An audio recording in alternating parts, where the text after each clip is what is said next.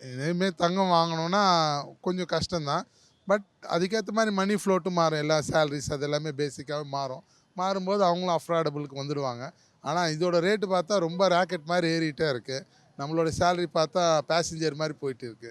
அதான் ஒரு கஷ்டமா இருக்கு. நிச்சயமா உங்களுக்கு கனவு தான். ஏன்னா இதுக்கு மேலே ஏறிட்டே தான் இருக்கும். 2026ங்கும்போது 2,00,000 வரும்னு சொல்றாங்க. இன்னும் பயமா தான் இருக்கும். ஏழைகளுடைய வாழ்க்கை வந்து ரொம்ப கஷ்டமா தான் இருக்கும்.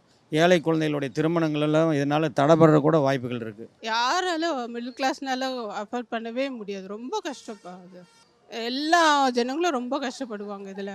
ஏன்னா ஒரு கல்யாணம்னா அட்லீஸ்ட் ஒரு பவுனாவது குடுக்கணுன்னும்போது எப்படி குடுக்க முடியும்? சாதாரண மக்கள்னால எப்படி குடுக்க முடியும்? ரொம்ப கஷ்டம். இது எங்கே போய் நிக்குமோன்னு தெரியல. ரொம்ப கஷ்டம். எல்லாருக்குமே ரொம்ப கஷ்டம். இந்த கோல்ட் ரேட் ஏறிட்டே போறதுனால, பெண்கள் வந்து தங்கத்தையே வெறுத்து போய் மத்த ஆபரணங்கள் மேல இன்ட்ரெஸ்ட் காட்டுவாங்களா? கண்டிப்பா காட்டுவாங்க. வாய்ப்பு இல்ல. இப்ப எங்க போனா நம்ம ஒரு ஒரு ஃபங்ஷன் அட்டெண்ட் பண்ண போறோம்.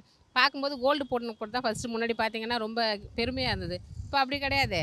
ஆ ஆன்டிக் ஜுவல்லரி தான் பெரும்பாலும் இப்போ ரொம்ப விரும்புறாங்க. கோல்டா, கவரிங்கான்னு யாரும் பார்க்க போறதில்ல. அழகா இருக்கா? போதும். அந்த தங்கத்த விட நம்ம கவரிங்கே போட்டுன்னு போயிடலாம்னு சொல்லிட்டு மாறத்துக்கும் வாய்ப்பு இருக்கு.